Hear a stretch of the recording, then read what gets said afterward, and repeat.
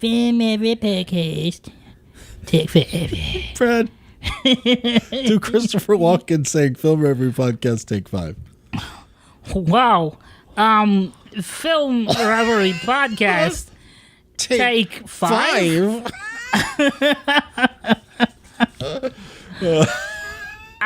Action. Who did it sound like instead? It's not. It's Ray Romano. Ray Romano doing Christopher Walken. It's Ray Romano doing Christopher Walken. That is so good. Action. Say I can't do Christopher Walken like you. Okay, everybody, quiet on the set. Action. What the is that anyway?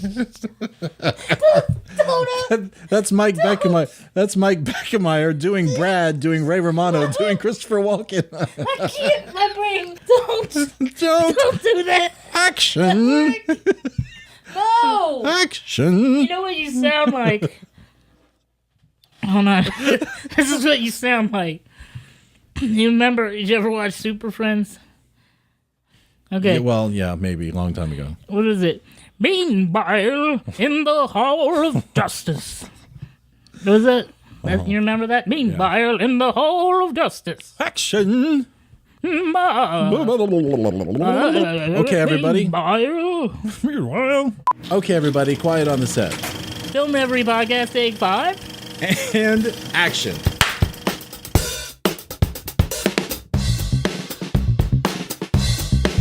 Hello, Film Reverie listeners. This is Michael Beckemeyer, and this is the Film Reverie podcast. And today, we have no guest. We just have me and Brad.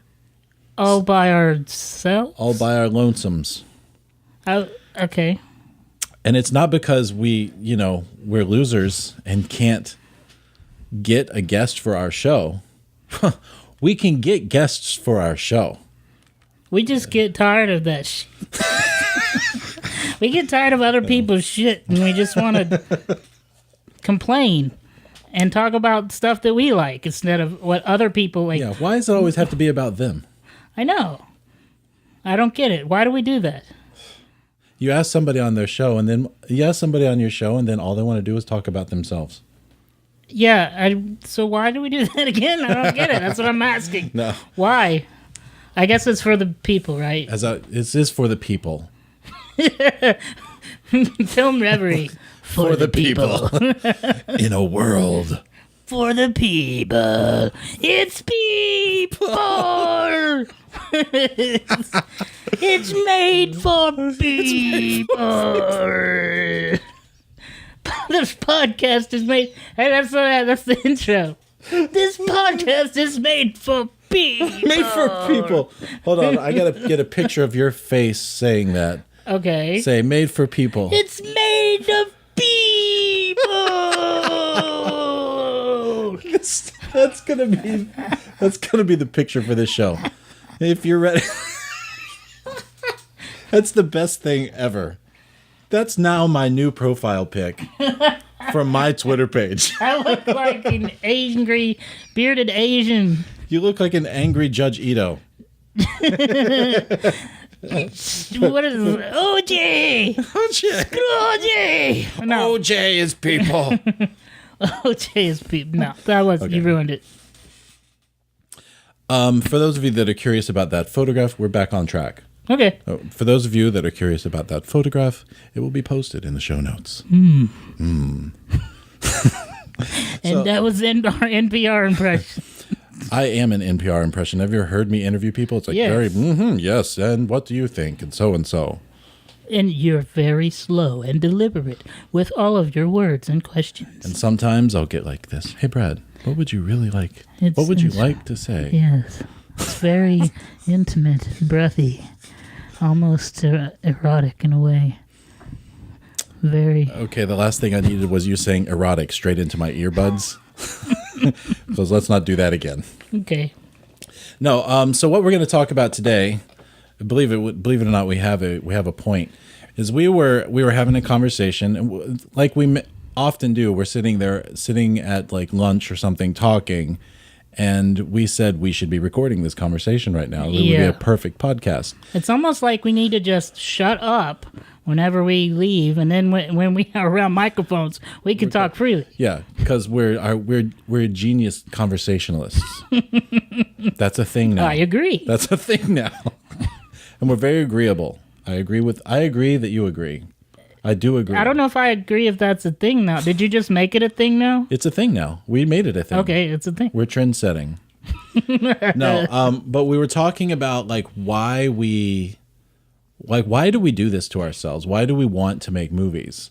And it's a discussion of why do we have to be creative? Why do we put ourselves through all the work that goes into suffering for something?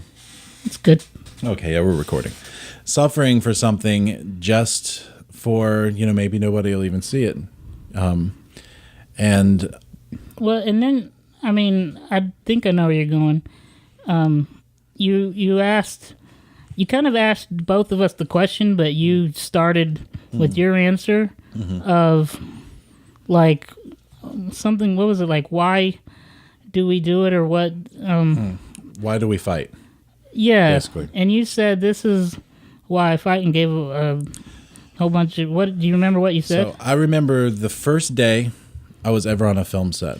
I was a music major, and I had been a music major for 2 years, and I was literally coming home daily and practicing my trumpet for 2 hours a day, and I was going to be a jazz musician, and I was going to play music, and I was going to be a composer, and that's what I wanted to do.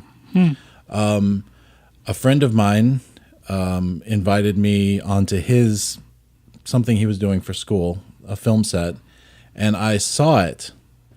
And I saw the people with the camera and the thing, and I was already, in retrospect, I was looking back, and I realized that I was already falling in love with movies, in a way that, we talked about before, the movies that you would see that had that you had a gut reaction to it, and it made me not just love seeing movies, but want to be in movies. Yeah, I call them game changers. Yeah, a game changer movie for me. Yeah.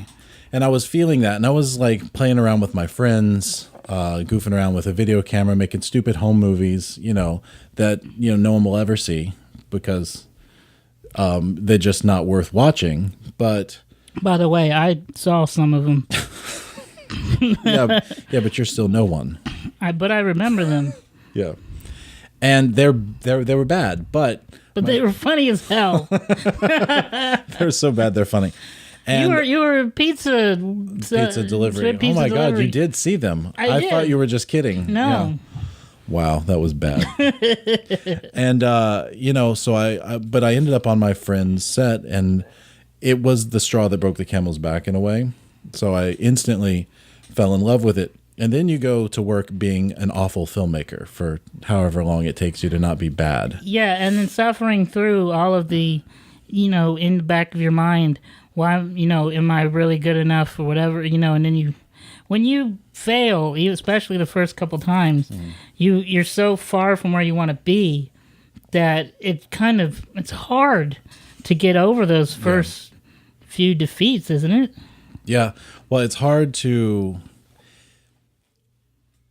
it wasn't hard to keep wanting to make movies, because by the time you're on a set and you've written a script and you've put the thing together and everybody's there, for me, that part, getting on the set with everybody, was my favorite part. So by the time I'd gotten to that, I was hooked. It was like a drug. Oh, yeah. And that's what I want to do. I want to be on set with people, have the actors and everything. Yeah. I was just bad at it. You know what's funny though is, as you're saying that, I remember that you and I were in TV production class, and at the time, that was okay. That was good enough because we were challenging ourselves. But then after we did everything and we did it well, then we kind of just got bored and fed up with it, because then everything was the same thing over and over, and we weren't able to grow anymore. So we kind of all got together and agreed, let's make this crazy thing that Mike came up with. Yeah. But it was like you said, even though I wasn't the director, when I was there, I didn't care what job I did. Yeah. I just enjoyed being there. I don't care if I was watching, what's his name with the lights? He did the lights on Chris Bremer. Yeah, Chris Bremer. Yes, I think if I was watching Chris Bremer doing lights, which I watched him a lot because lights was my weakness and I wanted to know about it. Yeah, and he's good. He's good at it too. And then watching Morris, which man was he hilarious. Mike and I have a thing where we can make each other laugh, but Morris could make anyone laugh at any time. And we won't go too far on that, but it'd be nice. By the way, I have footage apartment upstairs, and we'll have to put it up. Yeah, put on do the a website. Very special episode of Film Reverie. Maybe one day we'll pop the Ford Morris documentary in the feed. Yeah, we'll talk about us from way back when it was a lot. Yeah, we could talk about it before, and then play it, and then like after watching it, talk about what we. We basically had a friend who we felt was a really talented actor, and he was sick. He had sickle cell anemia, and he passed away when he was 28. And we never really got to make I always felt bad because I never got to make a good movie with him. Yeah. We made, and at the time we didn't know we were making a bad movie. We were just trying. It was our film school. It was our film school of making a movie. And it wasn't great, but we were having fun with our friends, and it was like we had the band together. We had the right people on the bus. We feel like we had the right people on the bus, and Morris was one of them. But he passed away a couple of years after that, and we never really got to finish the movie, and we never really got. Then my regret, my version of survivor's guilt is that I never got to make a good movie with him. If you know what I mean. So I guess I think that we're trying, in some way, Morris is living on through us because we're doing. Morris would be right here with us right now. Oh my! Doing this. Can you imagine how much fun this would be with him? Oh, we suck in comparison to how much fun that would be. That would be so much fun. Anyway, so without getting whatever, it's Morris. Okay. Why? But for me, the reason I love making movies is, and let's just say a fast forward to. I got married, and I kind of had like an 8-year hiatus from making movies because I was too busy, committing to something that was like barking up the wrong tree. Like it was, you go and you like get sucked into a relationship or whatever that causes you to give up what you like best. And it's always a compromise when you're in a relationship. But I didn't give myself time to be creative when I was in my relationship. And once I got divorced, 8 years later, fast forward to that, I instantly went back to what are the things that are going to make me happy. I was like, well, obviously it's going to be making movies. And it took me a while to get the first one back on the ground, and it was a short film I made called Gush. And it was a thing where it took like me and my producing partner for that one, James Perro. That's like one of the few things that I didn't participate in. Yeah, you weren't here. You were in Texas.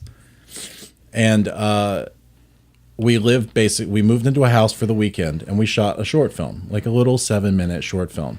But it was my first thing doing something in a really long time, really something legitimate. I was working as a production person, so it wasn't like I hadn't touched a camera or I hadn't gotten better at what I was doing. I just hadn't gotten, my storytelling wasn't being... Yeah, and you were trying things in that movie that you were kind of daring yourself to do, and you wanted to know, could I do it well? Yeah. But I remember distinctly coming home. If you follow me on Twitter at Beckemeyer, Bekemeyer, my Twitter profile says I have a girlfriend. Her name is Filmmaking. And it's because when I came home from that production, I was sitting at work that Monday, totally exhausted because we worked all Saturday and Sunday getting this movie made. And I sat there at work and I was exhausted and I was giddy. Like you'd just gone on a good first date with somebody and that you were infatuated with someone. Yeah. And that's the only way I could explain it. It's the only way I could articulate is that I felt like I was in love. And it had been so long since I'd done anything like that I've realized that I had fallen in love with it all over again. Yeah. Yeah. And it's like that every time. I don't know about you, but every time I do anything that's like a movie or even sometimes a television show, anything that's like that, I get the butterflies and that nervousness, but then that courage and that bravery of, man, I know I can do this awesomely. And, it's just, it's like finding a new girlfriend. Yeah. That's why we have to do So that answers all the questions. This is all the questions. Just end the show now. But, for me, and it took me till now, really, not until now, but somewhere between then and that was, I think it was 2012. It may have been 2011. Anyway, it was 2011 or 12. I can't remember exactly the year I made that. And then the next year I made Impasse, and then it's been a while since then since I've done something, because we've been working on that one, trying to get it done and out and in front of people. But between those two projects, I realized that I don't necessarily like finishing a movie and having people see it, which is a great byproduct of making something. What I actually like is the process. I love being on a set with people and saying, "What if try it this way this time? Let's put the camera here and do this," and talking with actors and the camera people and the director of photography and all of that stuff, and basically have a group of people put something together that technically, logistically, and intellectually you could look at and say, you shouldn't be trying this. It's impossible. Yeah. But everything comes together all in that, like everything, like the stars align for that. When you say action, and you might take 10 takes of something, but that one take, everything falls into place, and it's exactly what you need or want, or it's exactly what you saw in your mind's eye. It's like... and then that is a drug. I was just going to say that. Yeah. It's a drug, literally, because your brain pumps chemicals out, endorphins. And you're like, yay! For those of you that maybe haven't made a movie, but have played golf, it is the feeling of hitting a golf ball perfectly right that one time, and that is what keeps you trying the next 1,000 times to hit the golf ball right again. Unfortunately, I'm a filmmaker. I'm a filmmaker, and I play golf, so I'm unsatisfied 99% of the time. But so, what about you? Like, when did you? Was it when you came to this school and we met, or did you already feel that way? Hey, everybody, it's Brad. Yeah. I have a little gas. We had lunch before. It's like my stomach won't. It's like. I thought that was the answer to your question. No. What about you? When did you know? And the microphone probably didn't even pick it up, but I couldn't ignore it. So, what? When did you? What made you first fall in love with with making movies, or being in production? What made me? Yeah. You mean like the aha moment where I knew that was what I was meant to do? Yeah. Probably, most likely, it was doing stage productions with my father, which I ended up doing all the work. But I learned how to do all this audio stuff that I know today. All the basis was in what I learned helping my father. In fact, my skills in editing, videos and all that today came from myself making music on a program on a PC called Acid, where you could take these loops and do all this crazy stuff and make amazing music. Yeah, Acid was one of the first digital revolution concepts. Oh God, BAPs, yeah. I learned everything I know just about for audio editing on just playing around with that all the time and making music. I even learned to read the waveforms, in the people in the movie The Matrix could read the code. Yeah, it's you can. I swear, I was editing that. Was it take 3 or 2? Yeah, take 3 with Cooge. With Cooge. Yeah. And I'm telling you, I could see every, I could see the shape of the waveform, and I knew that was an coming up. So it's kind of weird that way. But I guess I kind of got the bug back then. I think really what created the bug was my need to control and do things right. Yeah. Because once I knew how it was supposed to be done, then I'd see my father do it inaccurately, Yeah. and then Wrong. I would just have to. I'm like, just let me do it. Dude. You worry about you be the talent. I'll set all this up, and then that's how it ended up Yeah, being. you became sort of a gear nerd, gear geek. And then later on, my father turned me on to, what is it? It was WTEC at the time. Yeah. West Side Tech. Yeah, West Side Tech. Yeah, it was a tech school we went to. Which is now Orlando Tech.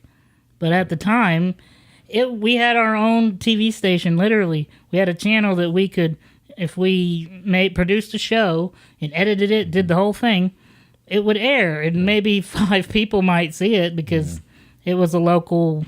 What was it called? Access? Like public access. Yeah, public access. Yeah, but it was still cool because you felt that urgency. Yeah. And we had like schedules and stuff, and you're supposed to air on this time and all of that. So it was really exciting, and I guess that's what kind of made it addicted me. Yeah. Like I got the bug before, but I got hopelessly addicted at Orlando Tech.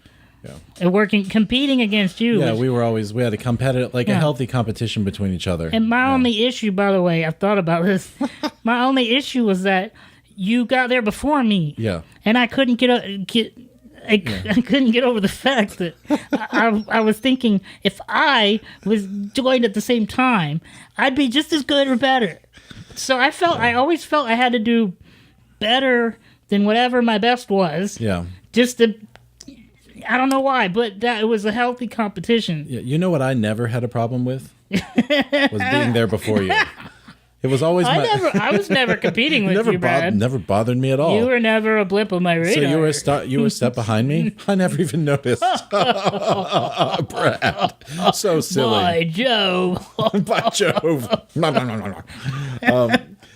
But for me, it's like, and so in the past couple of years, I've come to this conclusion that it's not really about finishing something.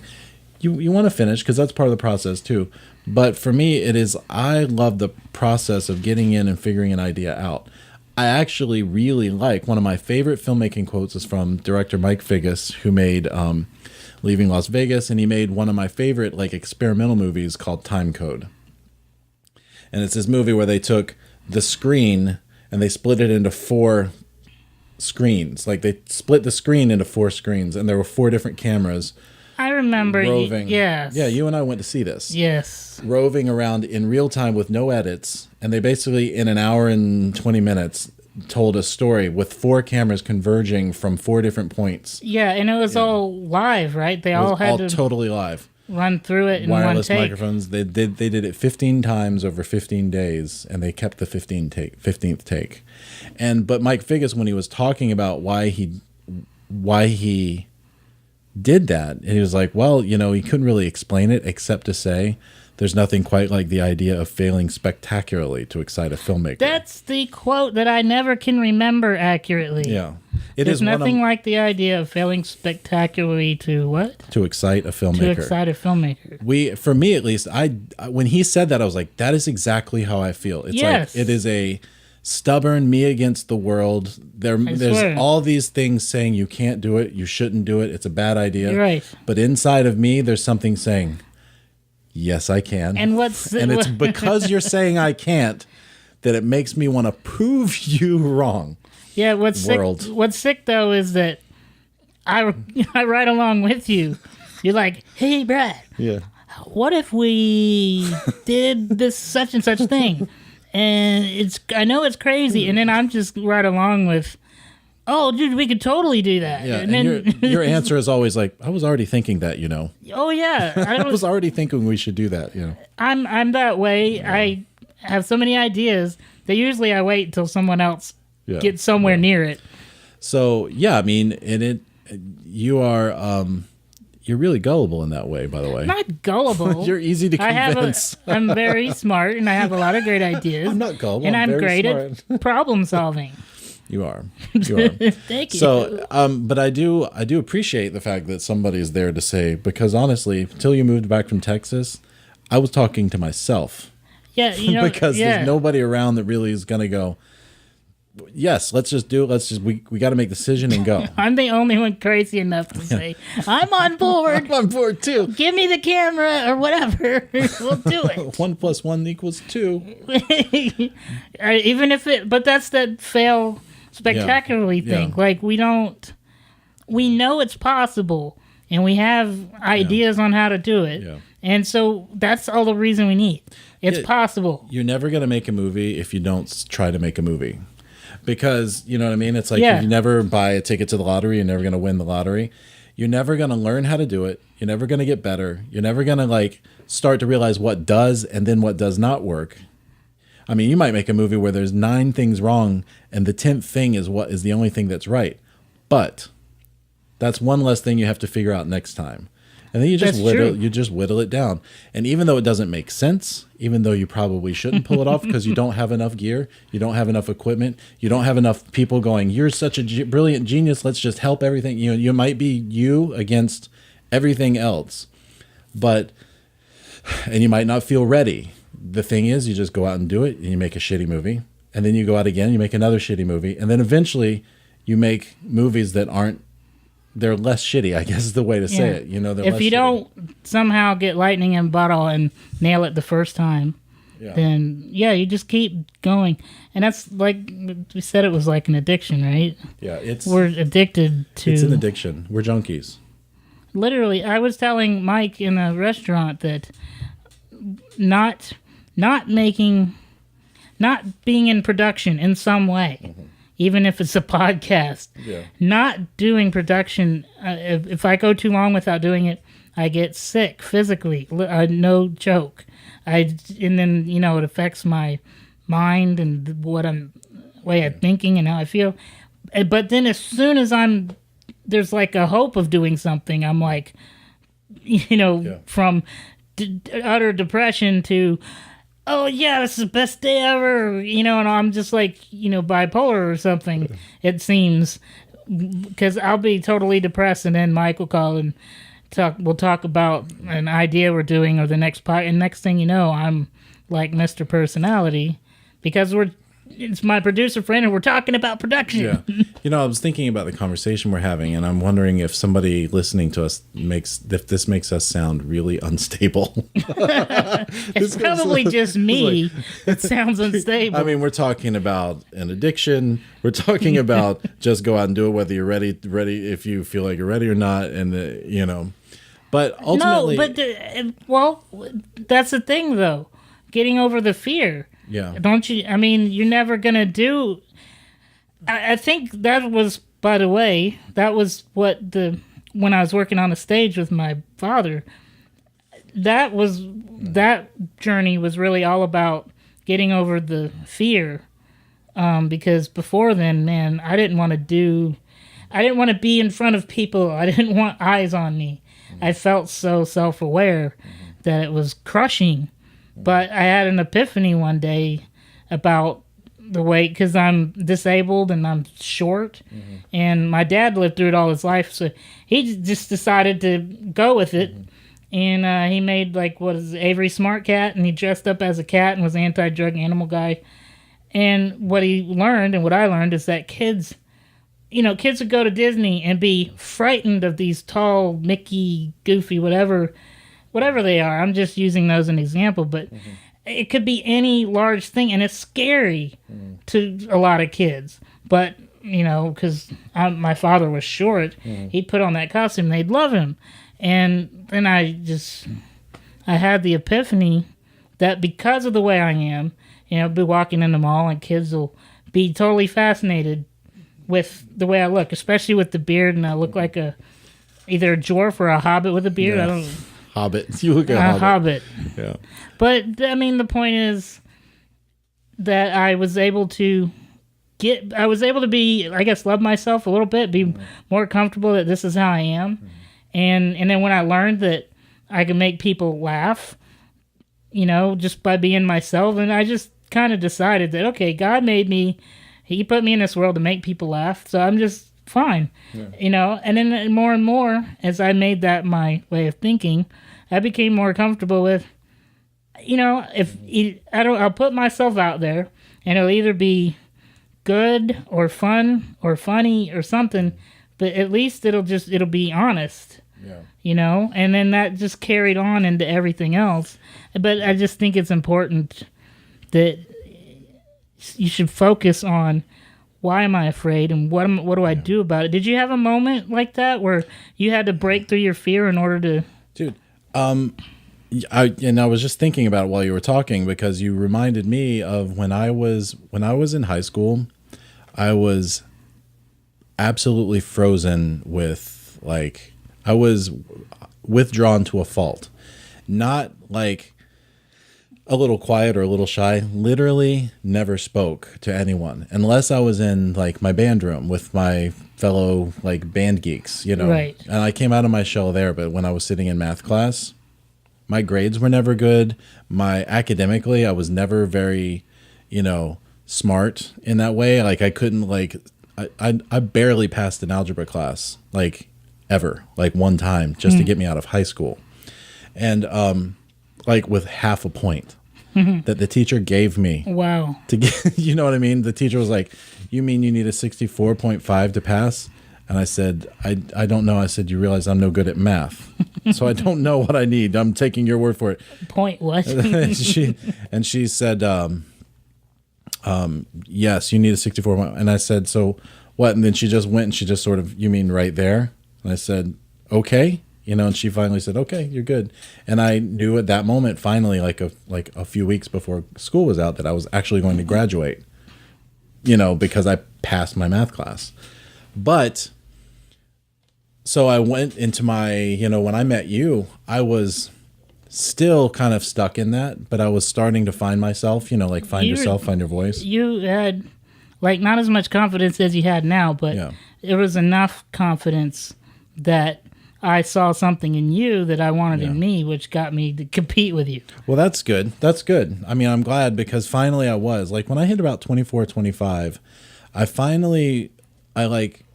realized that I had something to say. And this goes into what Kevin Smith was talking about. We were talking about the Nerdist podcast, that a recent episode of the Nerdist that had Kevin Smith on. And Kevin Smith goes into this rant about, not rant really, but he goes into this, like, dissertation basically on do what makes you happy. And because he was talking about how he would sit and watch movies that he loved, and he always loved movies, but he would say, I never really see my friends and I represented in a movie. And it finally hit him that, nobody was going to make that movie. He had to make that movie. So he went off and made Clerks. So, that concept has been my journey from beginning to now, where I realized that, look, and I've said this for a long time too, and it kind of goes into the same thing. When people ask me, how do I make movies, or how do I come up with an idea or whatever, I just think about where do I get off deciding that I should make a movie? And the thing is, nobody's going to make a Mike Beckemeyer movie except Mike Beckemeyer. Now, there are other filmmakers out there named Martin Scorsese, and my favorite director right now is Paul Thomas Anderson. He makes some of my favorite movies, like Magnolia, Boogie Nights, The Master, There Will Be Blood. All those movies are like, I watch them and I think, I wish desperately that I had an ounce of that ability.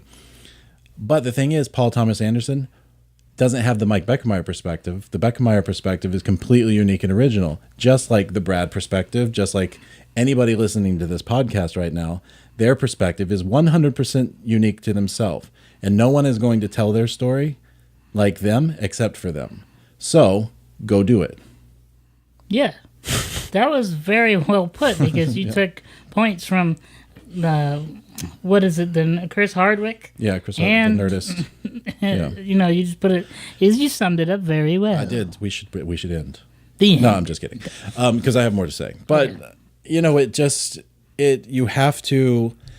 You got me on it when you started talking about fear. You cannot be afraid to fail. You have to fail so that you can succeed. Yeah, and by the way, that's I watched the Steve Harvey show, and he was on Oprah with this book, Act Like a Success. Yeah. And that was the theme that carries through all of that to what Kevin Smith was talking about, is you can't succeed. You can't get to any level of success without having failed a whole lot of times. So you gotta throw away all that pain and hurt, whatever. I mean, you're gonna feel it, but you gotta learn to get through it faster and let it go, because that's how you succeed. If you want to be a success, you're gonna have to fail a lot, but at least you want to learn from your mistakes. You know, if you fail a lot and you don't learn anything from the last, if you don't do something different, change something and try something new, you're just gonna fail with the same stuff over and over. And you have to be able to recognize what is working and what isn't working, and don't just do the same thing over and over again, because history repeating itself is just the definition of insanity. You know, doing the same thing over and over again, expecting different results. Yeah, that's insanity. And there's a book out there, and I'm looking for the name of the guy. Malcolm Gladwell has a concept. Is it a book? And I want to read this, but there's a theory out there that, like, you have to do, and they talked about it in the Nerdist podcast, and it reminded me of it. You have to have 10,000 hours into something before you can even consider possibly being a success at it. So you put in a lot of, if you want to do something, you have to have 10,000 hours of, like, working on it mentally, physically, whatever, just obsessing over it, thinking about it, practicing it, meditating on it. And then you can start talking about, when can I be a success? Right. And some people have lightning in a bottle, where they try it once and they just have, like, a natural innate ability. And those people are special people, but we're not all like that. Like the rest of us, like you and me and everybody else, they're people that have to, like, build from one step to the next. They have to go from A to B to C to D. And then finally, once you get to, like, D, maybe you can skip to G, and then, you know, and then skip forward. Oh, now I'm stuck on Y. But the leap that I've made from, you know, the early days till now, I'm making leaps and bounds. But at the very beginning, it was just a total, you know, chaos, like disaster. Yeah, and you know what I was just realizing? That failing is so much easier to handle when you're having fun doing it. Yeah. I was just thinking about all the times we failed. I just have great memories. Yeah, our failures have been pretty entertaining. Yeah. Some of the best moments of my life was us failing. That's very like, keep me miserable. Yeah, some of the best moments of my life have been my failures. It sounds funny, but it's true. I mean, at the time, we weren't failing. I mean, the failing didn't happen till later. At the time, we were succeeding because we were trying. Yeah. We were doing it. Dude, that's like a totally weird concept I'm just discovering right now. Yeah. We were happy. We just made that up. We just did that. That's a thing now because be happy. Fail happy. Yeah, fail happy. There you go. Write a book, Brad. Don't worry. Fail happy. No, we were at the time, in that exact moment, we were succeeding because we had actually gotten ourselves to the point to do the thing we wanted to do. Yeah. And the failure came from, hey, we didn't quite do it right. Yeah, so and that didn't come till later. Yeah. So it was a small failure, not a big failure. No, but I never saw it as a failure because we learned so much. Yeah. We had so much fun. So anyways, I guess we're saying failures aren't that bad if you surround yourself with the right people and you have fun doing it. Yeah. You know, you can't. It's hard to fail when you're having a blast doing it. Yeah, it's like turn the frown upside down. You like turn that, turning the thing into something productive. Yeah. You know, turning it into something. If you're not having fun, at least you're learning something new. If you're growing. I feel like if you're moving the ball forward, it can't even be registered as a failure. Yeah, and that's another thing that I thought about the other day was that, you know, you could do some stuff like we're trying to do over and over and not really, and it seems not to be working, and you can't put a finger on what's wrong, but you know something's wrong, but sometimes it's a process.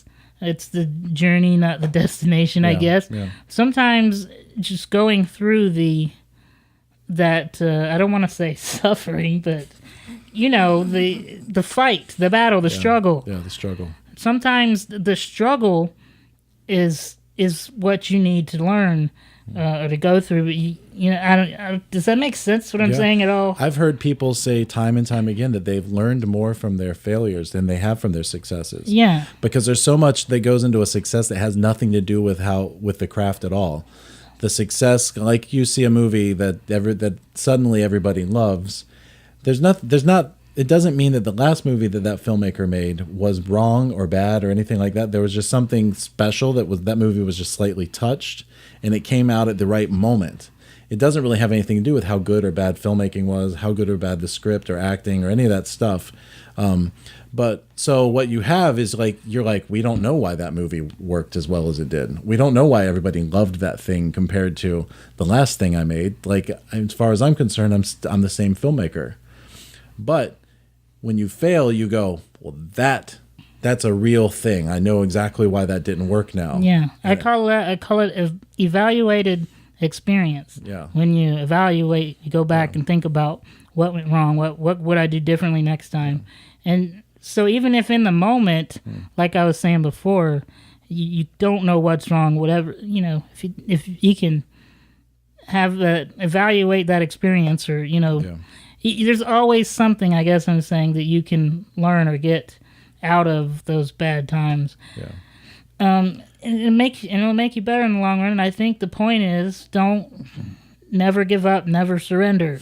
Yeah, Galaxy. If you love, it's one of my favorite lines. It's a great line. Yeah. Because I always end up coming back there whenever someone touches on this subject. I'm like, you know what?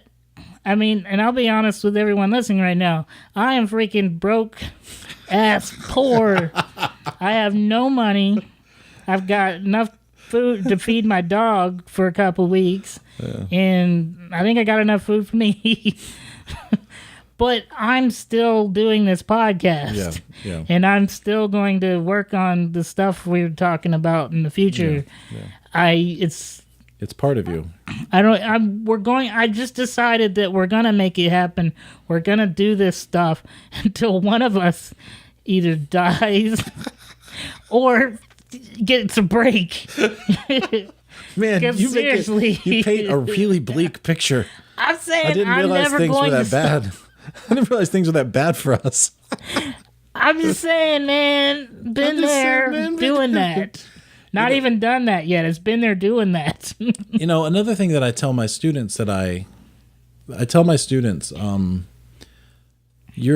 students. I'm like, you are here to make mistakes. You're here to fail. And I said, but the thing is, whether you make something good or make something bad, you are instantly better because you made it. Without even with even zero analysis. You are better today because you made something yesterday. And you can build off of that. So it's the doing part that's going to get you there. And just, it's a lot of work. I think a lot of people don't realize how much work goes into. They see us, they see me. Like over the years, I've had people go, man, I want to make a movie with you. I want to, let's write something together. And when I hear them say that, I automatically assume that it means they want me to write it and they want me to put their name on it, because they don't really realize how much work it has to go into. If you're really interested in doing something, my dog is barking, so she's going to have to work it out on her own. If you're really interested in doing something, you have to commit to the amount of time that is going to have to go into pushing the ball across the finish line, getting yourself across the finish line.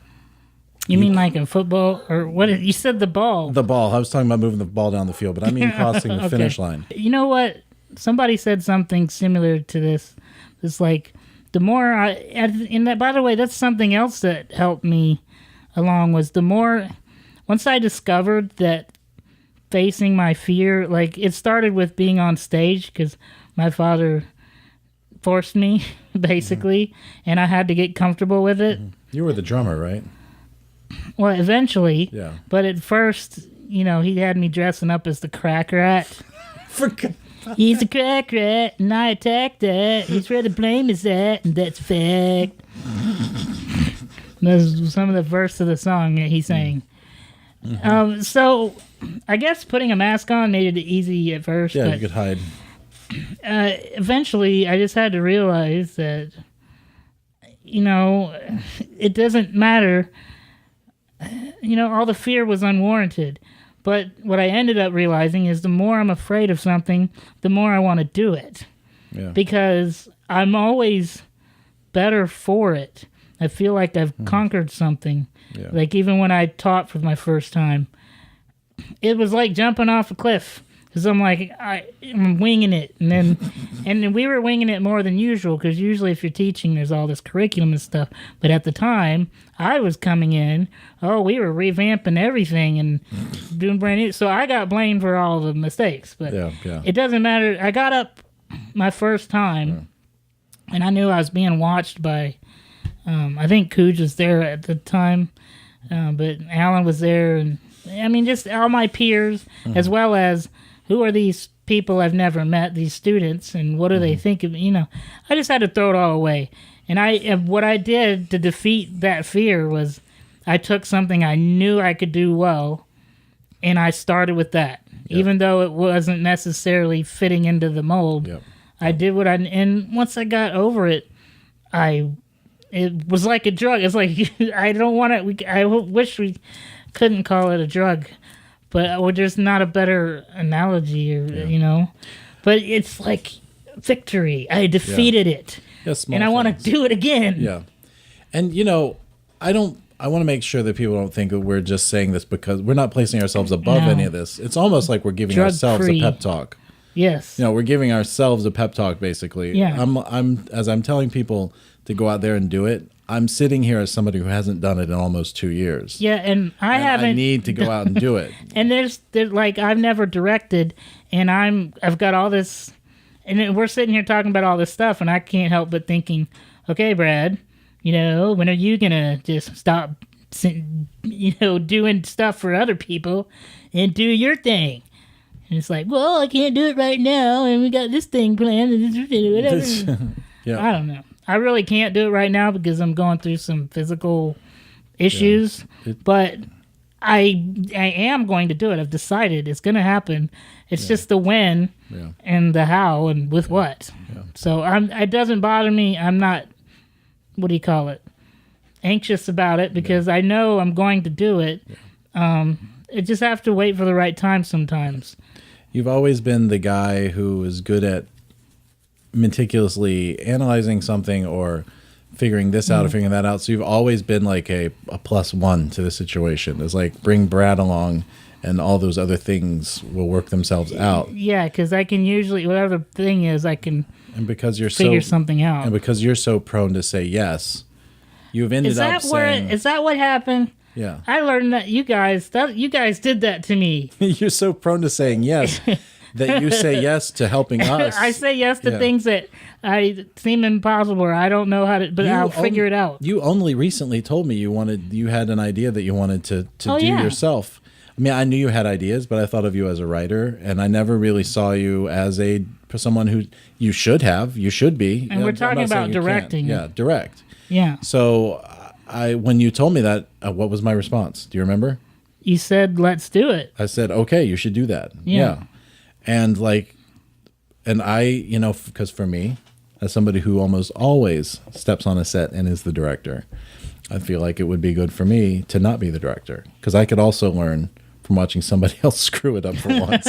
You know what I mean? Huh? I could watch from watching. I'm not going to screw it up. I've watched you screw it up enough times. I think I could get it right the first time. Okay. I see. But that's it. You just you can't let it. And so what I'm saying is like, we're not really saying, hey, we got it all. We got all the answers figured out and everything. We're just saying you got to go out there and do it. And you got to learn your own process because there's a certain procedural way of making a movie. You do this, then you do that, and you do that. But then there's also your own intuition of what works for you. And you can't get there without doing it. And by the way, that reminds me of all I was talking about, that Steve Harvey act like a success stuff. But one of the main things he was talking about and that I loved that relates to this was he said, find your dream or whatever, your gift. Mm-hmm. Figure out what your gift is. Most likely it isn't what your job is or what you think of at first. Like you started out in the music class, and was it the trombone you said? Trumpet. I was a trumpet player, yeah. And you thought that was what you were supposed to do. That's it. But you were open to listening to your intuition. Yeah. And then when you saw what you knew you were meant to do, the bells rang, but a lot of people miss that. They get stuck in a job or family or something, whatever it is. And, they don't, I don't know how that happens because we're not in that situation. Well, when I was a musician, I was very frustrated. And I just thought that that's what it was like to be a musician. You're supposed to do what you're supposed to do. I was frustrated because I loved music and I loved playing, but I was frustrated because the stuff that I heard in my head, right, I could not get to come out from my fingers or come out from my brain so I could write it down. And I was so that was happening at the same time I was learning about making movies and stuff. But once I was able to sit down and writing was the first place where I was instantly like, oh, the picture that is in my brain, I can actually get that across by sitting down and writing it down. It's not music. Now, I love music. I still love music. And one of these days I'd like to compose music for my own thing, but I probably won't because I know that I'll never do as good a job as my composer friend, who I know would just hit it out of the park. But finally, once I got the picture in my brain, I was able to get it out of my head by writing and actually getting the picture camera and making it be that. And that was frustrating for a while too, but I fell in love with it to the extent that I kept working and trying to figure out how do I tell a story through pictures. And I feel like I'm getting closer. You're never going to be perfect. There's never going to be a perfect thing. I think artistically you're there, but there has to be I don't know what you'd call it, but like connecting maybe your logic part of your brain with that creative part in a way that you're happy with. Yeah. Because you've done things that I was, I don't know, surprisingly impressed. Like I was. Well, thanks a lot for being surprised. Bubbling over with, oh my God, this is genius, and I'm telling you how genius it is, and you're and you're enjoying it. Yeah, I love hearing that. But you're not able to see it yourself. Yeah. But it's nice to hear how those things might be perceived by other people. But like I could see the art. It's just connecting the logic with the art and then being happy with it is hard. Yeah. I'm really looking forward to seeing my movie in a room full of people. Like we had an impasse. We keep talking about it a little bit. It's a short film we made, and it was a process. I mean, it was something that I'd never done before. We worked with a bunch of people all across the internet. I had some local people. But my writing and producing partner was somebody named Jeannie Bowerman, who's going to be on the show at some point. She's really busy right now. She wants to come and talk. But I decided that all these people I know on Twitter, I want to work with them. Let's find a way to work with them. So my composer friend in LA that I know from Twitter, he's the composer. These actors that I'd come across from seeing them in other filmmakers' movies, I'm like, that's the guy I want to work with for this. And Jeannie was somebody, she lives in New York, and there's somebody I want to work with. And we're sort of like, what do we have to accomplish so that we can actually make a movie where we all get to work together? Sounds like a bunch of superheroes combining their powers, like Twitter powers. Activate. Form of composer. Form of writer, producer. And it was my first time because I have a small following on Twitter, and even call them a following sounds arrogant, but it's not really that. But I have a small group of people who know who I am, and I know who they are, and whether they care or not, I do not know. I don't care if you care, just so you know. I mean, but the thing is, you have to stop worrying about if people care. I know, because like when you lose 8 followers of your podcast, it's not the end of the world. It's not the end of the world. Especially when you've got 1,000. Yeah. 8 is nothing. Yeah. So I gotta get back that 8. You gotta totally set a side rail because I'm worried about those 8. I threw a verbal dart. But it was something I'd never done before, which was partner with somebody who I knew could help me get the movie I wanted to get made. So there was a whole different level of collaboration, and not really. Don't want to say compromise because it sounds negative when you say compromise, but a whole different level of collaborating with people. And like they were bringing a lot. I was bringing my ideas, my visual skill, like my temperament to the thing, and they were bringing the followers, people, money from the Kickstarter campaign we ran, and I felt like I was back to feeling like the odd man out. Normally, when you and I walk on a set, I'm very comfortable with you. I can start directing and not worrying about how uncomfortable it's going to be, or hurting my feelings, or hurting your feeling or anything. But these people I'd never worked with before, except in my mind, and but you could feel the. I mean, I was there briefly for like a day and a half. I couldn't spend a lot of time there, and I'm so. Just the time I was there, I could feel the energy, like it was a higher level of production. Yeah. And we hadn't even started yet, but I could just feel from the people we met and just the overall attitude and the what is it? The collective thought, the collective mind that was created from all those people there.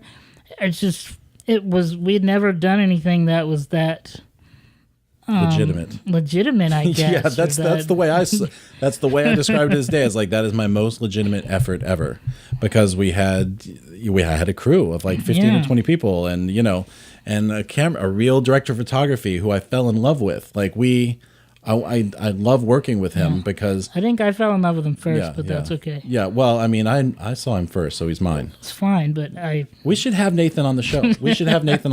Yeah, Nathan Blair. He's young. He's hilarious. He's really too. good, and he's funny, and he doesn't mind giving me shit. And like from day one, he didn't mind. We would go back and forth with each other. Oh, yeah. Like I'd known him for a long time. We were very comfortable right away. And it was my first real experience with a director of photography that was a partnership, as opposed to I felt like I was it. I've done it myself before, and I don't consider myself a good DP. He's a good DP, but it was my first real experience with somebody who was good at it. And it was a partnership instead of me feeling like I was having to pander up to somebody to just get them to do what I needed to do. Yeah, which is how it was up to that point. Yeah, and he walked on the set and I was the director. And it's not like he kissed my ass, because he didn't. He was like, that probably, we should try something. His thing was, how do we get what you want and really accomplish it instead of doing what I say? And I love that, because otherwise, if I'm going to have people just doing what I say, I could do it myself. Right. Anyway, we've gone off on tangent. I guess. Yeah, we might cut some of that out. Might cut some of I'm not touching it. But mostly. I mean, we've made the main points that we were trying to make. I mean, by telling stories, our own personal experiences. Yeah. Ultimately, I just want to say, I mean, this is our 5th episode. This is our take 5. Yes. And I've really enjoyed this. Is my most favorite podcasting experience ever. Yeah, take 4 and 5. Yeah.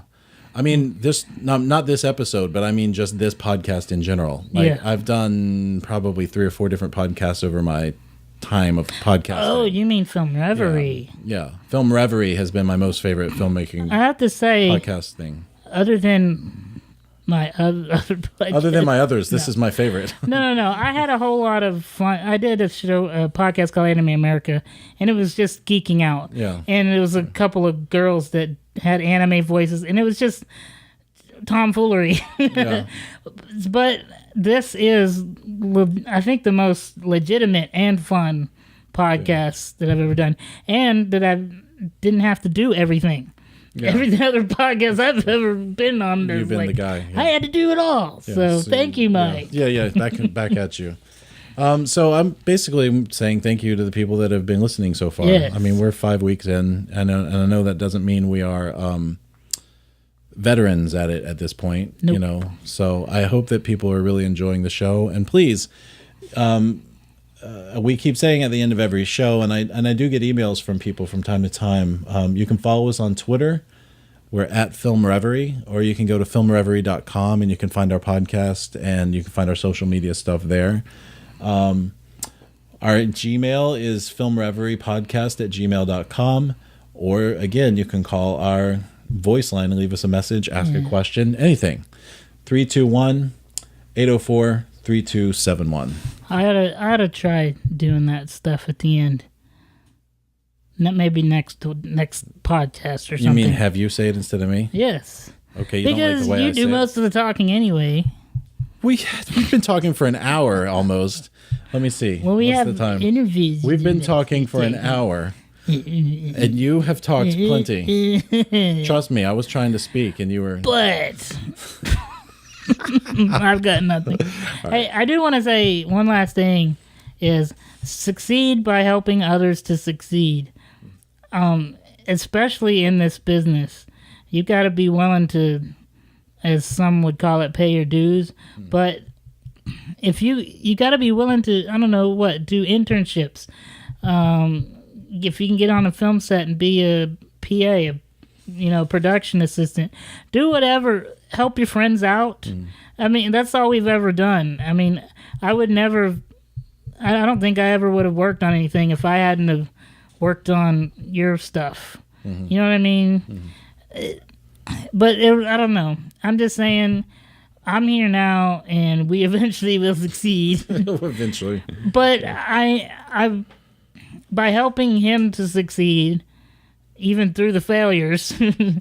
What are you talking about? You can't succeed and fail at the same time. Are you an idiot?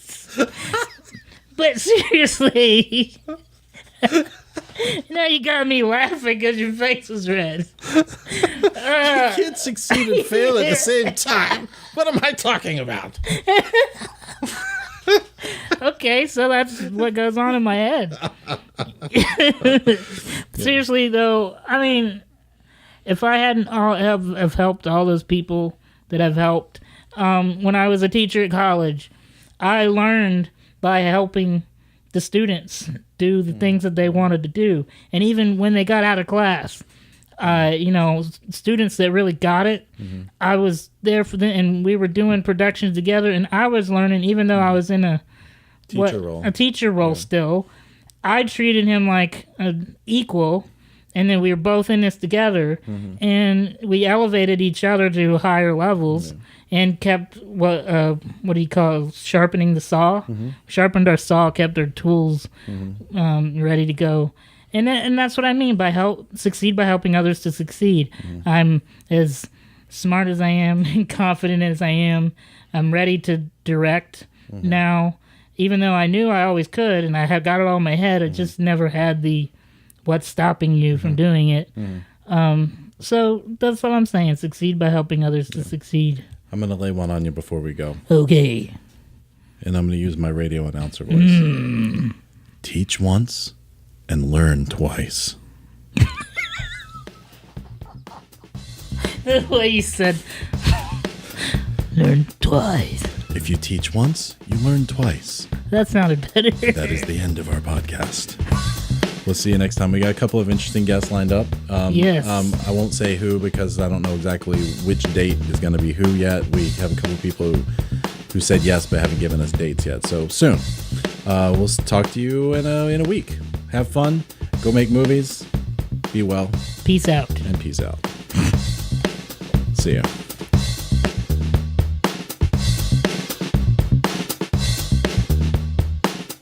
Film Reverie is a production of Broken Sunset Films, LLC. It was created and is produced under a Creative Commons license by Michael Beckemeyer and Bradley Kingston. Copyright Broken Sunset Films, LLC, 2014.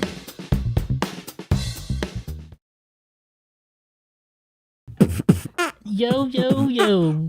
Word to your mother. Okay. Your word to your mother. That's the whitest version of My Word to name is Your Brad Star. You have to take a listen to me because I'm a rap star rapping as a cool MC. Oh, man. I got skills, bro.